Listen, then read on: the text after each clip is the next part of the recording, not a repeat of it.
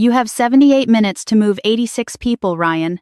The sentence cut through the Greyhaven County Emergency Operations Center more sharply than any alarm. Ryan Caldwell looked up from the storm map glowing across the wall and saw the woman he had not spoken to in 11 years. Dr. Elena Torres stood inside the security doors with a state emergency credential clipped to her Navy field jacket. Rain darkened her shoulders, and damp strands of brown hair rested against her face. She carried no umbrella, no suitcase, and no expression that suggested this was a reunion. Around them, phones rang, weather radios crackled, and county employees moved between rows of monitors while the hurricane turned toward the North Carolina coast. Ryan had spent 6 hours giving calm instructions to frightened people. One look at Elena, and every practiced word disappeared. "Harbor Oaks is outside the evacuation zone," he said. "According to your map," Elena replied. She placed a weatherproof laptop beside his papers. A live model showed blue water moving inland through the eastern drainage basin. The county display predicted that the road around Harbor Oaks would remain clear for 6 hours. Elena showed it becoming impassable in 78 minutes. Harbor Oaks had entered hurricane readiness that afternoon. Medication packets, resident records, mobility equipment, and emergency bags were already prepared. Most residents had been moved to common areas, but buses had not been requested because the official map showed no immediate threat. "The state team found a mismatch in 3 surface water sensors," Elena said. "Your system assumes the eastern channel is carrying runoff toward the river. It is not." Ryan studied the screen. Harbor Oaks housed 86 residents, many of whom needed wheelchairs, medical support, or assisted transportation. Moving them during a hurricane required buses, trained staff, and a confirmed inland route. Waiting for certainty could leave the facility isolated. "Why did the state send you?" Ryan asked. "Because I built the original drainage model." Several employees stopped typing. Greyhaven had not forgotten the county engineer accused of manipulating flood projections to obstruct Caldwell Heights, a development owned by the father of Ryan. The controversy had ended the position of Elena, damaged her reputation, and broken their marriage. Ryan had believed that chapter was closed. Elena had returned carrying the same warning that destroyed it. "The official model gives us 6 hours," he said. "The official model is missing a barrier." Elena enlarged a recent state terrain image. A raised line divided the expensive homes from the lower ground around Harbor Oaks. "That wall was approved at 2 feet, she said. "Recent measurements place it above 6. Ryan looked from the screen to her face. "Are you saying someone changed it after inspection?"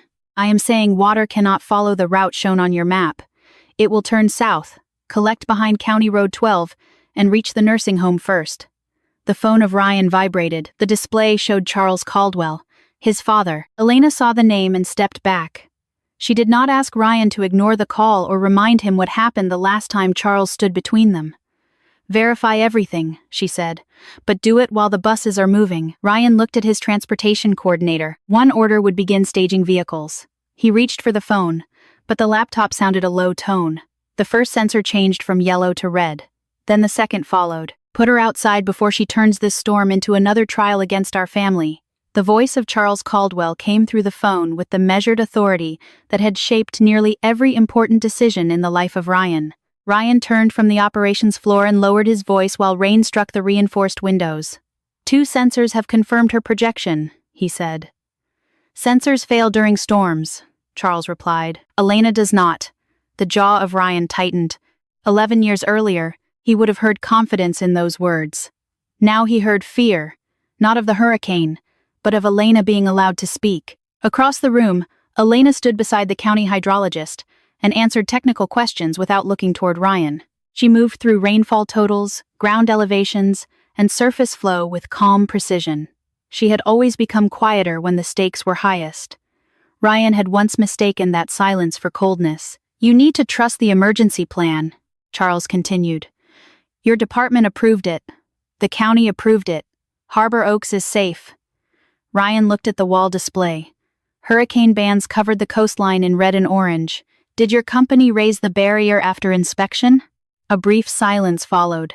"That project passed every review," Charles said. "That was not my question." Before Charles could answer, the communications director approached Ryan and pointed toward the separate media briefing room across the secured corridor. Brooke Danner, the local pool reporter, had seen Elena enter while her camera remained inside the briefing room. Brooke had covered Greyhaven for nearly 20 years. She had also covered the meeting that ended the career of Elena. "Is the media there?" Charles asked. "One pool reporter is waiting for the scheduled briefing. Then remove Elena now. If people learn she is beside those maps, they will assume the county lied." Ryan watched Elena enlarge the latest readings. "Did it?"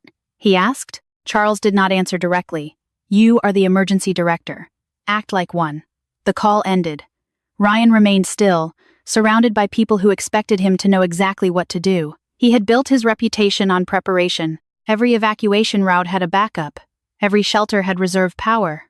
Every public statement was reviewed before delivery.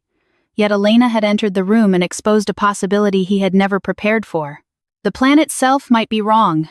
Director Caldwell," the transportation coordinator called. 9 buses and 2 medical vehicles can begin staging at the Civic Center in 12 minutes. "I need authorization." Ryan looked toward the electronic incident log. A recorded approval would send the vehicles into position without yet ordering an evacuation. He authorized staging. Through the secured corridor, Brooke called toward Elena when an officer opened the briefing room door. "Dr. Torres, are you here because of Harbor Oaks?" The question reached the operations floor, but Elena did not answer. The communications director closed the corridor door and reminded Brooke that the briefing had not begun. "We can control the public message," she told Ryan. "This is not a media problem," he replied. "It is an evacuation decision." Elena placed a digital countdown beneath the main map. 71 minutes remained. "You are losing road access faster than people," she said. Ryan opened the facility readiness checklist. Harbor Oaks had already packaged medication, equipment, and resident files.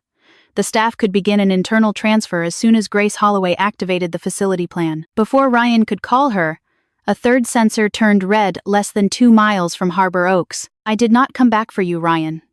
Elena said it without anger, which made the words harder to dismiss.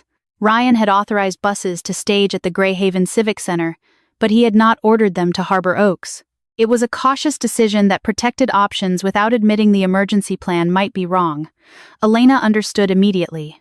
"Staging is not relocation," she said. "It saves 12 minutes. Then do not spend those minutes proving I have a personal reason to be here." Ryan glanced across the operations floor. No one appeared to be listening, but the room had grown quieter. "My father believes this is connected to what happened 11 years ago," he said. "Your father believes everything is connected to protecting the Caldwell name." Elena returned to the laptop. "The state did not send me because of our divorce. 3 coastal sensors reported water moving against the county model. Our team flagged the problem before I arrived. I was assigned because I designed the original watershed analysis, and my field credentials were cleared with this center before the security doors opened." Ryan wanted to ask whether she had thought about seeing him again. Instead, he asked the only question that mattered inside that room. "What do you need?" Elena glanced at him, briefly surprised. "Access to the county maintenance cameras, the current terrain layer, and every construction update for Caldwell Heights. I brought my original model, and the state archive has already indexed the relevant permit files." Ryan instructed the technology officer to open the records. A younger county hydrologist named Mason Lee joined Elena at the central workstation. He treated her with careful respect, though Ryan noticed Mason checking the old county model as if hoping it would correct itself. Elena placed the original elevation map beside the live sensor feed. Under normal conditions, runoff from Caldwell Heights should travel east through a shallow drainage corridor and empty into the Greyhaven River. The first sensor showed water entering that corridor. The second showed almost no movement. The third, closer to Harbor Oaks, showed water rising from the north. "The rainfall estimates are accurate," Mason said. "Then why is the flow reversing?" Ryan asked. Elena opened a maintenance image taken shortly before the storm reduced visibility. It showed a service road, a concrete culvert, and a landscape slope separating Caldwell Heights from the lower county property. Nothing appeared unusual to Ryan. Elena enlarged the slope. "That should not be there," she said. Mason compared it with the approved grading plan. "The plan shows a 2-foot berm. That is not 2 feet. Ryan studied the dark line across the image. "Can you determine its height from this camera?" "Not reliably. But the state terrain layer can." Because the measurements had already been processed before the storm, Mason loaded the finished layer in seconds instead of attempting to analyze raw data during the emergency. The clock continued counting down. 64 minutes. The digital slope rose across the screen, 6 feet and 4 inches at its highest point. Elena overlaid the predicted runoff. The blue path struck the barrier, turned south, and spread toward Harbor Oaks. The transportation coordinator approached. "The vehicles are staged. Do I send them?" Ryan looked at Elena. "Do not confuse cooperation with forgiveness," she said. "I am here for the residents. I understand." "No, you are beginning to." Elena pointed to the trapped water. "The eastern channel did not fail," she said. "Someone blocked it. Then the maintenance camera lost power and went dark." "Did you read my report, Ryan?" Elena had asked the same question 11 years earlier beneath the fluorescent lights of the Greyhaven County Meeting Hall. Homeowners from Caldwell Heights filled the front rows, while reporters stood along the walls. Charles Caldwell sat with his attorneys and engineers. Elena stood alone at the public microphone, wearing a gray suit and her county identification badge. On the screen behind her, blue lines showed stormwater leaving Caldwell Heights through the eastern drainage corridor. A raised barrier appeared in red. "The proposed grading plan will restrict the natural channel," Elena explained. "During a major coastal storm, water will turn south toward County Road 12 and Harbor Oaks." Murmurs moved through the audience. Charles leaned toward his microphone. "Our independent consultants have reviewed the work of Dr. Torres and found serious errors in her baseline elevations." A second map appeared. It showed the development dry, the eastern channel open, and Harbor Oaks outside the projected flood area. Elena stared at it. "That is not the file I submitted." "No one suggested it was," Charles said. "This is a corrected model prepared by licensed experts." His meaning was clear. Elena was married to his son. Her warning could be described as a family dispute instead of professional evidence. A council member asked whether personal conflict had affected her conclusions. Elena kept both hands on the podium. "Water does not recognize family names," she replied. "It follows elevation." Ryan was called forward. He served as deputy emergency coordinator and had become a public face of storm preparation. Charles had spent the previous week telling him that the calculations of Elena were incomplete, investors were threatening to leave, and construction jobs depended on Ryan correcting the record. Ryan stepped to the microphone. The expression of Elena held no accusation yet, only expectation. "Based on the independent review," Ryan said, "the county emergency plan remains reliable. The conclusions of Dr. Torres have not been sufficiently verified." Charles lowered his eyes as though receiving a respectful verdict. Elena did not move. "Did you read my report, Ryan?" He glanced toward the council members. "I reviewed the findings of the consultant." "That was not my question." A camera shutter clicked. Ryan could have requested more time or admitted Charles had given him only selected pages. Instead, he protected the plan, the project, and his family name. "The county cannot delay emergency planning over an unconfirmed projection," he said. Whatever hope remained in the face of Elena disappeared. She removed her county badge and placed it beside the microphone. "Then my name should not remain on a map I did not approve." She walked through the center aisle, while no one stopped her. By the time Ryan returned home, Elena had taken her work files and enough clothes for several days. On the kitchen counter, she left a printed report with one sentence marked in blue ink. "Any unapproved increase in the eastern berm will redirect floodwater toward Harbor Oaks." In the present, Ryan stood beside Elena while the hurricane pressed against the operations center. "I thought you left because the county rejected your model," he said. "I left because my husband rejected the need to read it," she answered. Mason called them to the workstation. The final inspection listed the berm at 2 feet, but a construction invoice dated 3 weeks later described additional soil, drainage stone, and heavy equipment. The purchaser was Caldwell Development. Elena looked at the date. "Your father raised the wall after the county inspector left. Your father did not build that wall by accident." Elena kept her voice low, but Ryan could no longer dismiss the conclusion. Mason placed the construction invoice beside the approved grading plan. The documents described hundreds of cubic yards of additional soil delivered to Caldwell Heights 3 weeks after the final inspection. The amount was far greater than routine landscaping required. "An invoice proves material was delivered," Ryan said. "It does not prove where it was placed." "Then we keep looking," Elena replied. She did not ask him to accept a conclusion without evidence. even after he had once accepted the word of his father without question. Ryan contacted Grace Holloway at Harbor Oaks. Grace confirmed that medication packets, resident records, mobility equipment, and emergency bags were ready. Under the facility emergency plan, she could begin the internal relocation process before the county selected a departure route. Ryan issued a precautionary relocation order and sent the staged buses to Harbor Oaks by the western approach. Grace moved residents from common areas into assigned loading groups. No bus would leave until Incident Command confirmed the road and Grace verified each manifest. The countdown showed 56 minutes. Elena requested the final construction photographs, but several files were missing.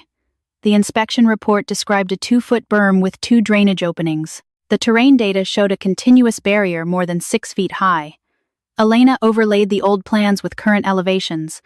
Both openings had disappeared beneath the raised ground. Someone did more than add soil, Mason said. They closed the channels. Ryan placed a secure video call to Charles on the operations center display. I found an invoice from Caldwell Development for additional fill after the final inspection, Ryan said. A project that size generates hundreds of invoices, Charles replied. This one matches the volume required to raise the eastern berm. According to Elena? According to state measurements. Ryan showed him the live water data. Red indicators formed a curved line toward Harbor Oaks.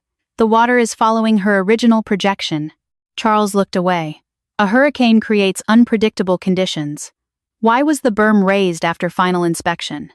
The added properties needed protection. The answer came too quickly. Protection from what? Ryan asked. From seasonal runoff. We completed the project responsibly. By sending runoff toward a nursing home, Harbor Oaks had its own emergency plan. Elena stepped into view. An emergency plan based on the map you changed. Charles looked at her with restrained contempt. You have waited 11 years to make this family responsible for your failure. I did not create the rainfall, Charles. No, but you know how to turn fear into attention. Ryan stopped the exchange. Did you authorize work on the berm after inspection? I authorized completion of the development. That is not an answer. It is the only answer you need while people depend on you to remain rational. Charles disconnected without offering a denial. A dispatcher reported that the first vehicles were approaching Harbor Oaks. Elena opened aerial photographs taken before and after construction. The original drainage corridor crossed land later divided into residential property. Mason compared the preliminary plan with the completed development and counted 18 houses missing from the approved version. Then he found a change order connected to those lots. The digital authorization came from the private office of Charles Caldwell. He changed the drainage plan for 18 houses. Elena studied the authorization while the storm pressed harder against the windows. The change order approved additional grading along the eastern edge of Caldwell Heights, but described the work as cosmetic landscaping. Attached sales records showed that the 18 added properties produced nearly $14 million in revenue. None of the documents disclosed that the lots occupied part of the natural flood corridor. Ryan read the authorization at the bottom of the page. Charles had approved the work personally. Could the consultant have believed the barrier was safe? Ryan asked. Not with accurate elevations, Elena replied. Raising the berm protected the added homes by redirecting water south. Anyone using the correct terrain data would see what happened next. She selected Harbor Oaks on the map. The nursing home sat on lower ground, less than a mile from the blocked channel. The development gained 18 dry lots, she said. Harbor Oaks inherited their water. Grace reported that the buses had arrived. Under her facility authority, staff members were placing residents into assigned vehicles according to medical and mobility needs. All vehicles remained parked, while command verified the western route. The clock showed 48 minutes. Ryan placed another secure video call to Charles. This call is logged as part of the incident record, he said. I have the change order and the sales records. Charles remained composed. Then you know the project created homes, jobs, and tax revenue. It also blocked a drainage corridor. That land had been classified as buildable, using a model that removed the raised berm. Charles leaned closer to the camera. You are allowing Elena to interpret documents she has resented for 11 years. Ryan showed him the live sensor display. This is not interpretation. Why did your consultant use the lower berm height? Charles glanced toward the recording notice on his screen. There were financial commitments you never understood, he said carefully. Correcting the plan would have delayed construction. Families might have lost deposits. Contractors might have lost work. Your career would have been tied to a failed development. So you allowed the county to blame Elena. The county accepted the explanation it was given, Charles replied.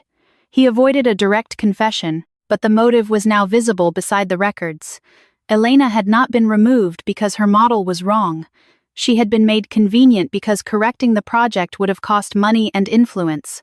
Mason received an urgent message from Harbor Oaks. Water had begun crossing the eastern parking lot. Grace had assigned 37 residents to vehicles, but none had departed because the route still required final command clearance. Ryan looked at the countdown. 41 minutes. Charles spoke again. Do not sacrifice your position over a theory that belonged to a marriage that already failed. Ryan looked at Elena. Her face remained composed, but one hand closed around the edge of the table. You used my marriage to weaken her evidence, Ryan said. I used the facts people already believed, Charles replied. You were the one standing at the microphone. Ryan ended the call. Mason then opened the source history of the corrected model used at the old council meeting. Because the state team had indexed the project archive before Elena arrived, the search took seconds. The file had not come from the county engineering office or from Elena. It had been created on a server belonging to the consulting firm hired by Charles. I did not need to change the report you refused to read. The earlier words of Charles remained in the mind of Ryan even after the secure call ended. The operations center continued moving around him. Dispatchers answered calls, weather alerts sounded, and the countdown showed 40 minutes. Yet Ryan heard only the question Elena had asked 11 years ago. Did you read my report? He turned to Mason. Confirm the source of the corrected model and find my archived county email from that week. Elena monitored the western route. Rainfall had increased, but the road from Harbor Oaks to the inland shelter remained open. Grace had loaded residents under the facility relocation plan and verified the first vehicle manifests. She still needed command to approve departure along the western route. Ryan, Elena said, the route decision cannot wait for the archive. The order is coming. It needs to come now. I know. Those words carried none of the defensiveness she remembered. Mason confirmed that the corrected model had been created on a Caldwell Development Consulting server and uploaded through the project submission portal. Several terrain values had been lowered, making the raised berm appear harmless. The county had accepted the file after the public meeting without an independent field survey. Then Mason opened an indexed message from Elena, with the subject, Final Hydrology Report and Safety Objection. It contained the complete analysis, photographs, and the warning now unfolding at Harbor Oaks. The activity log showed the email had arrived 3 days before Ryan publicly questioned her work. It remained open for 11 seconds. Ryan then forwarded it to Charles with one sentence. Please tell me what I need to know before Thursday. Elena read the sentence over his shoulder. She did not accuse him. She did not need to. I opened the email, Ryan said. But I did not read the report. I know, Elena replied. How? Because the man I married would have been frightened by those numbers. The man at that meeting was only frightened of disappointing his father. Ryan closed his eyes for one brief moment. Charles had manipulated evidence, but Ryan had created the empty space where the manipulation could survive. He had not lost Elena because of one convincing lie. He had surrendered the responsibility to understand her. Ryan approved the western route and converted the precautionary relocation into a full county evacuation order. Send every vehicle west, he instructed. Close County Road 12, at the Eastern Bridge. Notify the inland shelter that 86 residents are coming, many with medical support needs. No vehicle uses the river route. The operations center changed instantly. Dispatchers transmitted instructions. Drivers confirmed positions. Grace certified the electronic census and released the first buses in sequence. Charles called again, but Ryan silenced the phone. Your career may not survive this, Elena said. Then it should not be protected by the silence that destroyed yours. The first bus left Harbor Oaks, followed by the second and third. Ryan counted each vehicle as it appeared on the traffic camera. 32 minutes remained. Then Grace interrupted the radio channel. Stop the departure count. The electronic census shows 86 residents assigned, but the paper manifests confirm only 85 on the vehicles. Ryan reached for the microphone. Who is missing? A pause followed while Grace compared the lists. Evelyn Price, she said. The system marked her on the first medical bus, but the driver confirms she was never aboard. Evelyn Price cannot hear the building alarms. Grace gave the information through the radio with practiced clarity. Evelyn was 79, used a walker, and often went to the east sunroom when unfamiliar activity became overwhelming. A staff member had checked her bedroom, but the electronic census incorrectly marked her as transferred to the first medical vehicle. The first 3 buses were already on the Western Road. The remaining vehicles stayed at Harbor Oaks while Grace began a manual search with trained staff members. 31 minutes remained, but Elena studied the route model instead of the clock. The eastern parking lot was collecting water, and the low-lying section of the Western Road could become impassable before the original estimate. A state flood reconnaissance unit was leaving the operations center to verify road depth and sensor conditions. Elena had the field qualification required to serve as its hydrology liaison. "I am going with them," she said. Ryan wanted to object, but stopped himself from replacing her professional judgment with his own. "Mason can monitor the model," Elena continued. "The field unit needs someone who can interpret the sensor changes." Ryan confirmed the assignment with the state supervisor. Minutes later, the reconnaissance vehicle traveled toward Harbor Oaks. Elena remained with the field unit outside the facility and monitored the nearest sensor while Grace and trained staff searched inside. The east sunroom was empty. Grace checked a reading room beside it and found Evelyn sitting near the window with her walker, unaware that the buses were waiting. A staff member explained the evacuation face-to-face and escorted her toward the last medical vehicle. Elena watched the sensor climb. "Comment?" "The western route has less than 12 minutes before the low-lying section becomes impassable," she reported. Ryan authorized departure as soon as Grace verified Evelyn and the final paper manifest. Grace confirmed all 86 residents. The convoy moved inland 1 vehicle at a time. Its lights appeared across traffic cameras like a slow line through the rain. The final transport turned onto the Western Road with Evelyn and Grace aboard. 7 minutes later, water covered the low section behind them.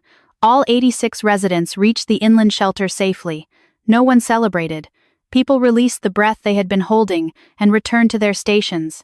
Rumors suggested the evacuation resulted from equipment failure, while representatives of Charles claimed Caldwell Heights had met every county requirement. Ryan entered the separate briefing room alone. Brooke Danner stood beneath the television lights while other reporters joined remotely. "Was Harbor Oaks evacuated because the county flood model failed?" she asked. "The model did not fail," Ryan replied. "The information used for the official map was altered after Dr. Elena Torres submitted an accurate warning 11 years ago. I publicly questioned her judgment without reading her complete report. Tonight, her analysis allowed us to move 86 residents before their road became impassable. She was right then. I chose not to hear her." Ryan announced that the recovered documents would be transferred to state investigators and county council. When Elena returned, he handed her the storage drive containing the records. "Telling the truth tonight does not repair 11 years, she said. "I know. Saving those residents does not make you innocent. I know that too. Then what happens when the emergency is over?" Ryan looked toward the dark map of Harbor Oaks. "I tell the truth when it can still cost me something. I am not asking you to come back." Ryan said it 8 months after the hurricane beside the restored drainage corridor where Caldwell Heights met the lower wetlands of Greyhaven County. Elena stood several feet away and watched the water follow the path her original model predicted 11 years earlier. A preliminary state investigation confirmed that Charles authorized unapproved construction after the final county inspection. His consulting firm had submitted altered terrain measurements, allowing 18 additional homes to occupy part of the natural flood corridor. Under an environmental consent order, Caldwell Development had to finance the first stage of restoration while the financial investigation continued. Charles left both regional planning boards after formal proceedings. No punishment could return the years Elena lost. Justice came through corrected records, suspended approvals, financial penalties, and the removal of Charles from decisions he once controlled. Ryan transferred every email, invoice, model, and permit record to investigators. He stepped away from his position during the county review. The report found that he had not participated in the unauthorized construction, but his failure to read the warning from Elena allowed inaccurate information to remain in the emergency plan. The county offered to return him under new oversight. Ryan declined, and accepted a temporary role helping smaller coastal communities develop emergency procedures. The position carried less authority and none of the influence attached to his family name.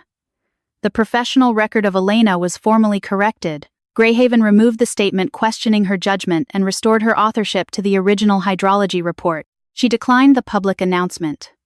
She had not spent 11 years waiting for Greyhaven to applaud her. She requested only that Harbor Oaks receive an accurate map and participate in future emergency exercises. Evelyn Price sent Elena a handwritten card. "Thank you for remembering that every number was a person." Ryan held out a weatherproof folder. Inside was the original report of Elena with a state verification seal and a county acknowledgement that her conclusions had been accurate. "Your name should have stayed on this from the beginning," he said. Elena accepted the folder but did not open it. "A corrected record matters," she replied. "It does not correct a marriage."